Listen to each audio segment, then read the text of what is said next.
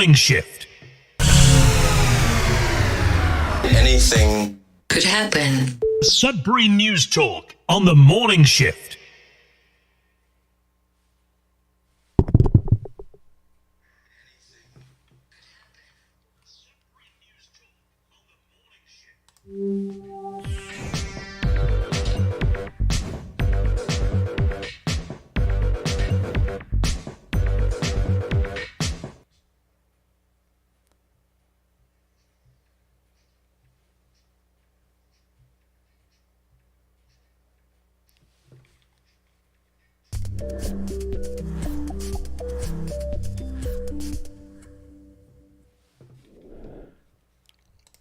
And good morning, Sudbury. Welcome to Sudbury News Talk on the morning shift. I'm AJ Walsh. Glad to be here with you.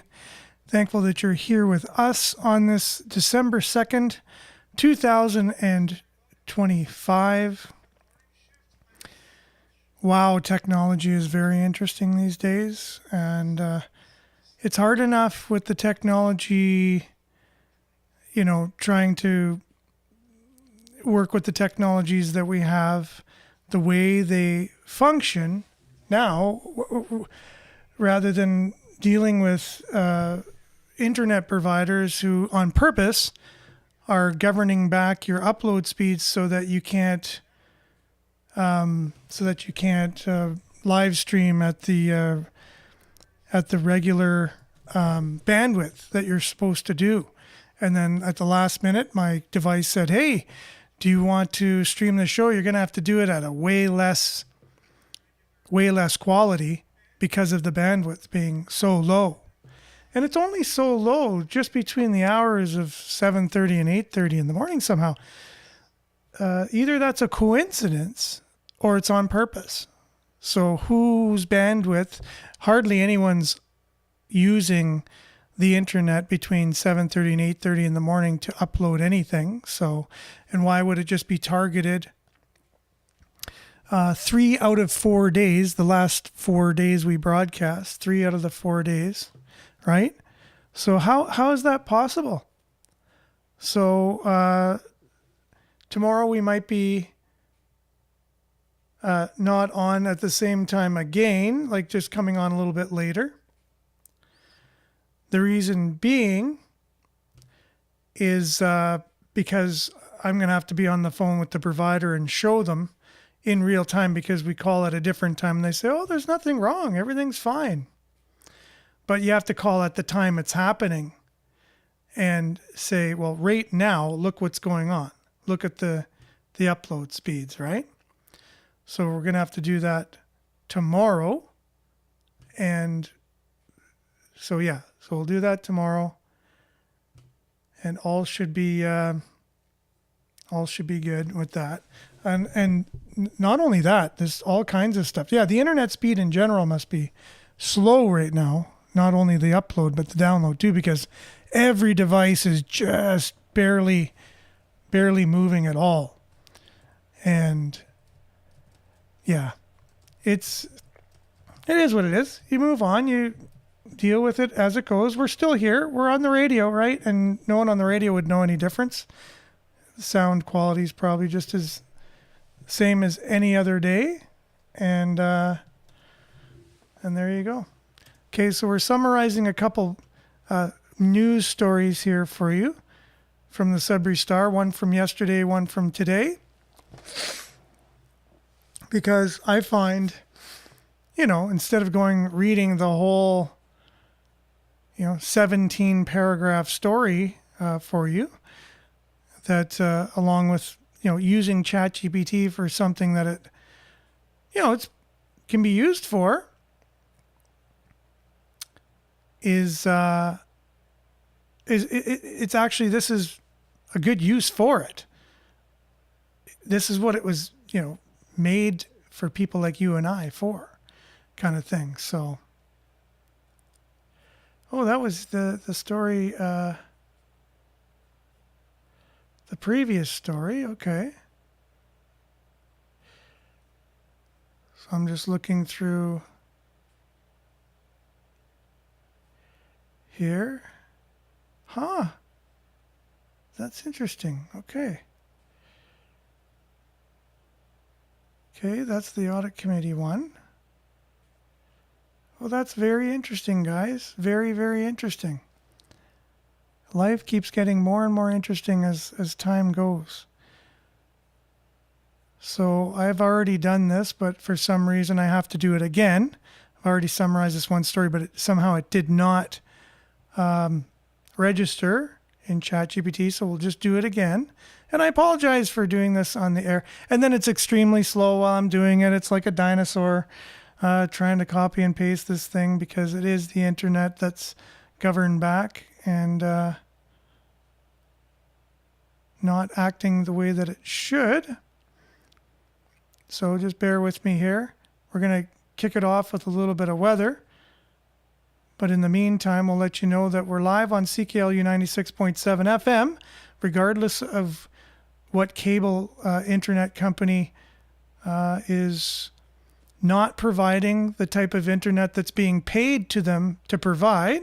For whatever reason, they're doing it, not informing the customer. But we're still live on CKLU 96.7 FM. We're streaming live at cklu.ca on the internet. You just download the Radio Player Canada app. And you can stream us. You can take us with you and listen to us anywhere, anytime on your favorite device. And we're also streaming live at facebook.com/Sudbury News, youtube.com/Sudbury News. Make sure to like, share, subscribe, follow the channel. Mainly comment. We'll do our best to get your comments up on the screen. For those watching, red for those listening. We're also going to be found on demand on those two platforms immediately following the show with way less video quality due to the internet provider, which is called Eastlink, and their poor quality of service this morning, on purpose or not, regardless. We're paying them money for a particular amount of bandwidth, which we are not receiving just for this moment. Every time I do a speed test, any other time of the day, it's perfectly fine. So whether it's on purpose or not, it's not acceptable. And it is what it is. So yeah, just to let you guys know, that's what's going on. And we'll be found on demand on those two platforms along with x.com/Sudbury News, Sudbury.news, which is our news aggregator. And let's kick it off with a little bit of weather. Then we'll be back. I still have to get the weather queued up because of the all the delays this morning due to these other factors that are involved. So it is what it is. And let's just have a show regardless because we can. And let's dive into some weather. We'll be back right after this.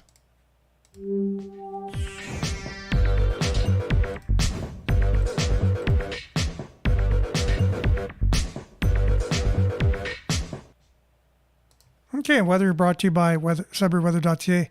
Currently, it is -7 out there. There's some light snow. The wind chill feels like -12. Today, flurries ending this morning. Then mainly cloudy with a 40% chance of flurries. Local amount of 2 centimeters. Wind becoming southwest, 20 kilometers per hour early this afternoon. High of -3. Wind chill near -10. Tonight, mainly cloudy, 40% chance of flurries overnight. Wind will be gusting up to 40 kilometers per hour with a low of -6. Wind chill -8 this evening and -13 overnight. And then tomorrow, cloudy, 40% chance of flurries early in the morning. Flurries beginning in the morning. Risk of snow squalls in the afternoon. Local amount 2 to 4 centimeters. Wind will be gusting up to 50 kilometers an hour coming from the northwest late in the afternoon. High of -2. Wind chill near -13. And then overnight, tomorrow night, cloudy periods with a 70% chance of flurries. Low of -16. And then Thursday, sunny. We'll believe it when we see it with a high of -10. Friday, -7 with a 60% chance of flurries. Saturday, -8 with a 60% chance of flurries. And then Sunday and Monday, sunny. We'll believe it when we see it. -13, -11, respectively. That is your Sudbury weather, brought to you by SudburyWeather.ca. We'll be back with news headlines. Pretty cool ones this morning from the Sudbury Star. And your comments and more right after this.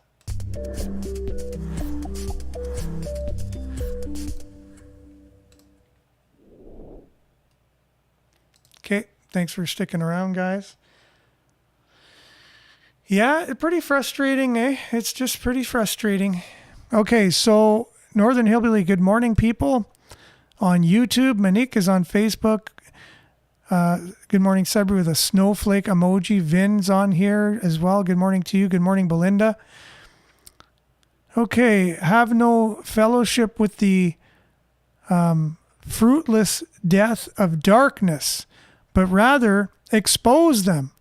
Time to turn the high beams. Time to turn the high beam lights over the darkness. Oh, there you go. So just make it even lighter. And that's what usually happens with those that are good. They just get gooder and gooder. Even if the badder and badder get badder and badder, the good will get gooder and gooder regardless. The more bad things get sometimes causes people to get more good. That's what's happening. That's what we see around us. And that's so awesome. And you ever look back in history and you're on the bad side and you're trying to squash the good? You're just trying to get rid of the good as much as you can because it's exposing the bad. And the more they try to do that, the worse it gets for them. That's what's happening now too. So as long as you're on the good side, if people are trying to squash you, there must be something good about that. Okay, so Hazel, prayer emoji, much needed, much appreciated. Good morning to you. Belinda, local government with holding information. That's going to be in the news we cover this morning. Even though there's been all kinds of opposition for us to do that, we're going to do it anyways. Bob Johnson, good morning, folks. Thanks for being with us, Bob. Betty, good morning, everyone. And hugs, too. Giving some virtual hugs to everybody. Great to see you on, Betty. Thanks for being with us. Pat, good morning, folks. Peace sign. Smiley emoji. Good morning, everyone from Barrie. That's Marianne. She's liking and sharing as usual. Blessings, everyone. Stay away from chat. Blessings, everyone. Stay away from chat. Okay, not sure why that statement or what, but it's you've said it nonetheless, and I've read it. And Maurice, good morning. Smiley emoji. So UNESCO, everyone's heard of UNESCO. Denise is chiming in here. Cultural Heritage UNESCO recognizes the historical and cultural significance of the pharmaceuticals by including historical items such as triplet French drugstore pharmacy museum in Cuba and its tentative World Heritage list, and placing historical pharmaceutical formula records in its memory of the World Registry. Okay. Well, I did have a video to play concerning that this morning. We might as well, maybe we deep dive before we local dive this morning. Maybe I'll call it a dumpster dive from now on because there's so much garbage that we're trying to pick through to talk about. We're bombarded, guys, these days with stuff. So that way we feel overwhelmed and anyone says, hey, look at this. Look what's going on. It's like, yeah. It's just another thing. So that way we just feel overwhelmed and inundated with stuff and news that's, we just get news fatigue and we don't care anymore. We get lethargic about it. Okay. We get apathetic about it. My family is in Saskatoon. This is Betty, and says what's this about saying on your log in a. Okay, my family's from Saskatoon. He says, what's this about saying on your log in Facebook, brother, be careful? Okay.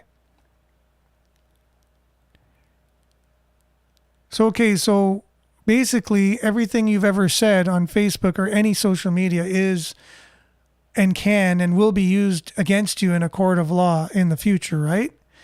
So anything you've said, like, so I'll, obviously, you can know what's going to happen to me. Evelyn, good morning to you. Because they're making laws, but then they're going to be retroactive. All these see everything laws about hate online and whatever. And we'll have a lot of people standing in line to point the finger, and all the people whose feelings were hurt because people just said what they thought all these years. They're going to be, persecuted because of things they've said. And everyone's going to be like, yeah. And then eventually they're going to say something too, the people pointing their finger. And they're going to be like, what did I do? I didn't do anything wrong. Well, yeah, you did too. Because they're coming for you next. So be careful who you point the finger at. There's 3 pointing back at you. I remember my teacher in grade 5 and 7 who said that to me, Mr. LeBoeuf. Shout out to him. One of the greatest teachers ever to live. So, Belinda, we're on a resilient group. Excuse me. We're on a resilient group. We like to fly by the seat of our pants, and we get things done. Yeah, we do. We keep on going. And with that, remember I said I'm gonna deep dive first. We'll come back to the comments in a second, but first, I visited my cousin in Sault Ste. Marie just this last weekend, amongst other things. And she's in the hospital. She can't walk. She's just starting to get feeling back in one of her toes, or just slightly in one of her feet. And she hasn't been able to walk for some time. She's been in the hospital for 17 months, so almost a year and a half. She's supposed to be going, she bought a house. She's supposed to be going in her home. She'll be taken care of through PSWs, and her daughter, who's a nurse, will be able to, she's going to live in the home as well and take care of her mom along with the PSWs. But we never discussed this, but we asked her when the symptoms started happening and when all this happened. It happened during, the COVID. And so it was immediately after she got all of the necessary shots that she needed to have. That this started. And so she again, as most people, don't want to acknowledge or see what this has done to them. We know that it's a vaccine injury. We've seen it in our family before this. We know that in the genes of our family that we're susceptible to injury, to whatever's put in these cocktails. And so we were not for them in the beginning. Our daughter has autism. I know for a fact, as her father, I bring her into the doctors the day of her regular vaccines for a child, but they double dosed her because she was sick for the first round. They said, it won't hurt to give her both rounds at once. I brought her in one child and I took her out another child. She was a different person altogether. Immediately following that procedure, as we left the doctor's office, I looked at her and I said, she's not in there anymore. Where did she go? So I know she had a reaction. She has an injury, and the cause of that later on, she was diagnosed with autism. So we knew way back when, 2004, 2005, that she had an allergic reaction to a vaccine, and we knew it was possible. We knew people were denying it, left, right, and center. The media, the medical industry, totally, they were like, vaccines do not cause autism. And I was like, hey, there's no other explanation for what I just experienced. I would say exactly what happened, and they'd think, oh, must be something else, because mainstream media and medical industry is totally telling me that you have a tinfoil hat, right? So now there's not just me, many other people out there experiencing the same thing as what my daughter and my cousin have experienced. And we're not a very few of us either. It's just suppressed. It's just mainstream media. Although they have started coming out now, and there's a fund available in Canada that's backlogged, and all the money just goes to people running the organization that actually is supposed to give retribution, financial retribution to the families and the individuals who are injured through this. But anyways, here's a lady here talking about it. At the end, she says an expletive, so I'll try to stop that. But if not, here's just a disclaimer ahead of time. I want to show you something. This is a vaccine injury. He doesn't get his life back. And I'm here to tell you that the Canadian government lied, despite reassuring Canadians that shots were safe and effective. The Pfizer contract shows the government knew there was no long-term safety or efficacy data since at least October 26th of 2020. The contract reveals an access to information request reveals Pfizer's 19 contract with Canada. And I quote page 18, purchaser further acknowledges that the long-term effects and efficacy of the vaccine are not currently known and that there may be adverse effects of the vaccine that are not currently known. Again, page 18. I'm going to post the link. You can look it all up yourself. I'm sick of being right. And you know what happens when people want to tell you you've got a tinfoil hat and everything else? This happened. This man told me I had a tinfoil hat. Guess what? And PCL Construction is an employee's owned company since 1974. Okay, that's cool. Yes, for sure, Sheila, that is true. Okay, so let's, speaking of city stories, let's dive right in here to a couple of the stories we've been watching. So the city hired somebody very recently, and just as usual, we seem to pick him. I don't know where we get these people from, but he was let go from his previous job, and we just scooped them up. And there's nefarious circumstances that these people are fired from, and we have no problem hiring them here. So, new top manager for Greater Sudbury left Halifax in swirl of controversy. Firefighters Union says it had lost faith in Ken Stubing,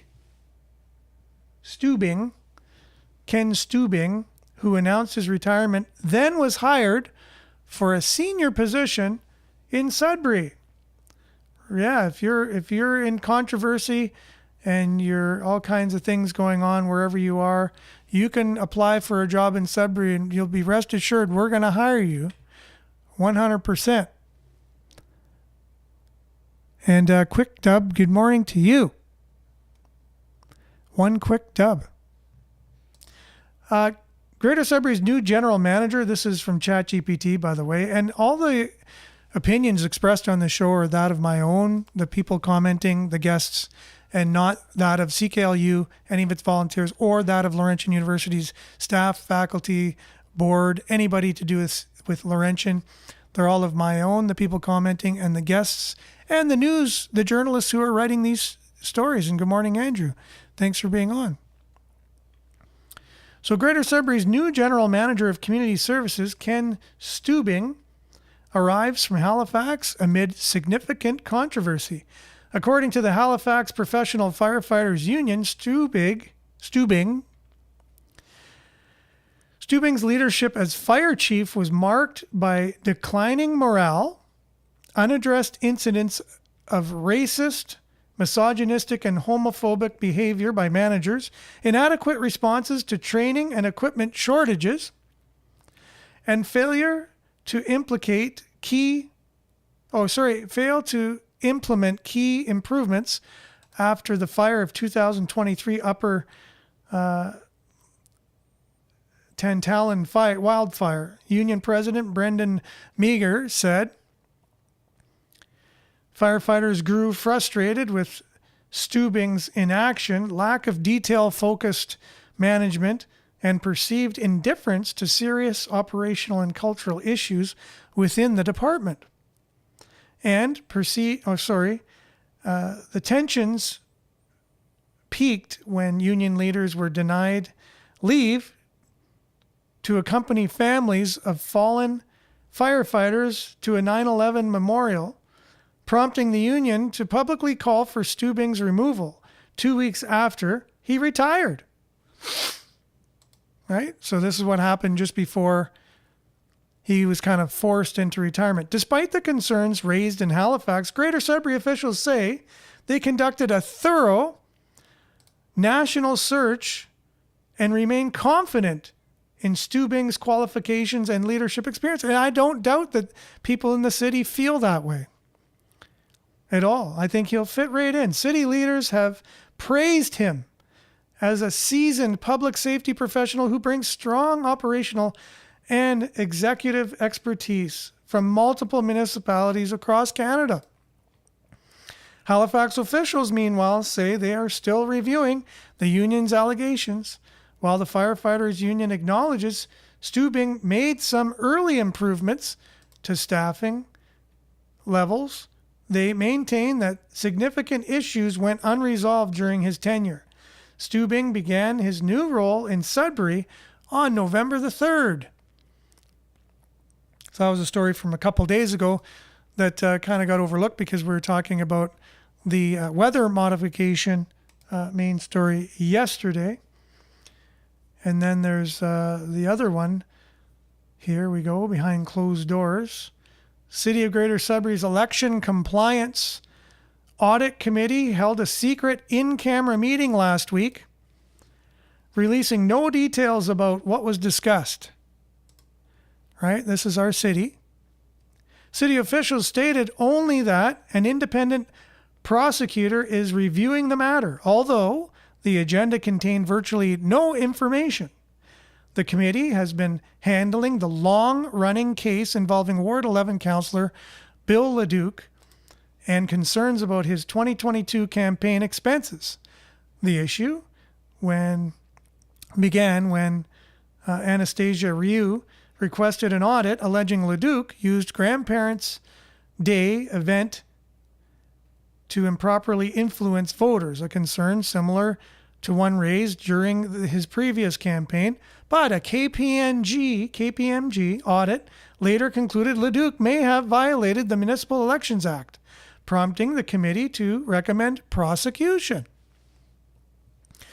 Leduc responded in 2024 by suing both the city and Ryu for $450,000, but a Superior Court judge dismissed the case, calling attention back to the audit findings. Ryu argued the lawsuit was a slap attempt meant to silence her, while both she and the city denied wrongdoing. With the lawsuit resolved, the committee's closed-door meeting suggests further steps toward potential prosecution, though no updates have been released. The situation raises key questions. Why is the committee withholding information from the public? ? What are the next steps in the legal process? ? And how will the city ensure transparency and accountability in handling election compliance concerns? Well, that's good questions from the Sudbury Star. Thank you for that, Sudbury Star, and actually doing reporting in the city and informing us of what we need to know of what's going on, because we really appreciate that type of reporting. Real reporting we would expect to have from journalists. It's so good to see that. Thanks again to the Sudbury Star. If you don't have a subscription to the Sudbury Star or you're not getting their newsletter each and every morning, comes at about 7 a.m. right in your inbox.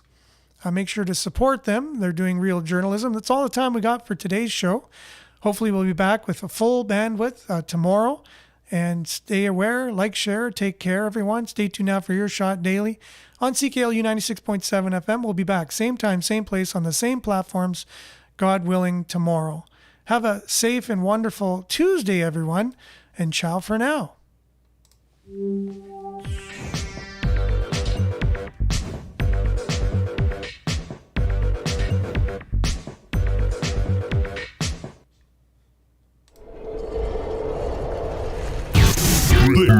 This is Sudbury News Talk on the morning shift.